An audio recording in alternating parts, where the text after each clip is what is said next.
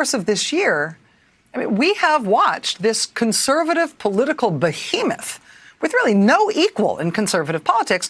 We have watched it collapse at breathtaking speed. Started in April of this year with this reporting in The New Yorker.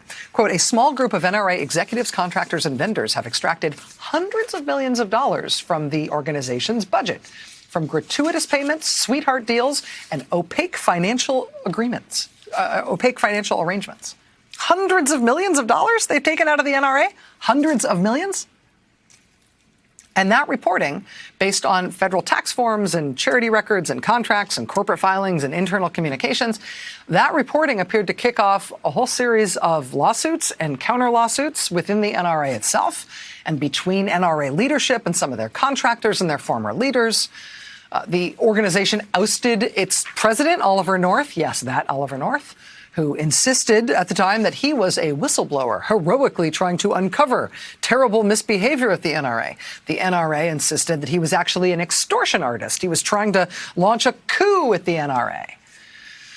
I mean, what's resulted from all of this drama at the NRA is a cascade of terrible and increasingly damning and embarrassing revelations about what happens to the donations that the organization gets from NRA members. The NRA, for example, apparently spent more than $200,000 of its members' donations on tailor-made outfits for NRA CEO Wayne LaPierre, including $39,000 spent in one day on Italian luxury suits at one Beverly Hills boutique.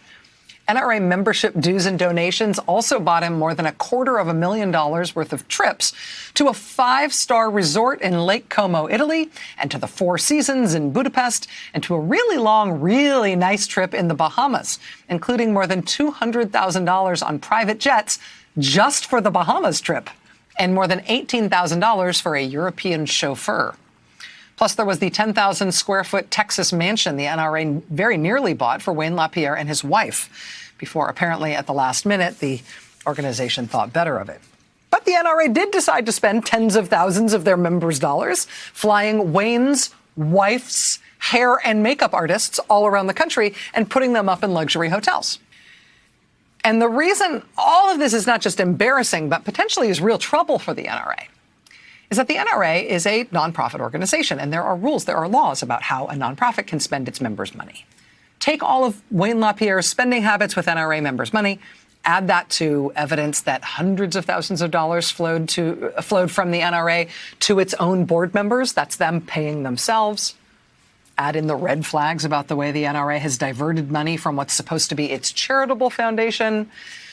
Put it all together, it's no wonder the NRA appears to now be very worried about a ever-widening investigation by the Attorney General of the state of New York. And it's New York because New York is where the NRA is chartered. This summer, New York's Attorney General Letitia James subpoenaed more than 90 current and former members of the NRA's board. Just this month, Tish James issued the NRA itself a new subpoena, which, according to the New York Times, covers campaign finance, payments to board members, and tax compliance. If the NRA's behavior has been bad enough, New York could conceivably revoke its nonprofit status and shut it down, which is what the state of New York just did with Donald Trump's charitable foundation this year. More on that later. But meanwhile, I mean, this is a huge deal. This would be like a show-stopping deal at any other time. The once fearsome NRA, the most powerful entity in conservative politics, I mean, they're in free fall. They shut down their bombastic pro-Trump TV network this summer. Top officials have resigned. Board members and rank-and-file members alike are demanding answers. In the last election cycle in 2018, it was actually gun reform groups, gun control groups, that outspent the NRA for the first time anybody can remember. And I think it's fair to say that at any other time, in any other news environment, the implosion of one of the country's most fearsome conservative political machines in this maelstrom of self-dealing and petty recriminations and revelations about lavish wardrobe spending at Beverly Hills boutiques, I mean, we would be watching that slow-motion car crash endlessly. That would be the biggest political news story in the country for a long time. But with this precedent, in the middle of an impeachment, it's like just one more tree falling in the forest.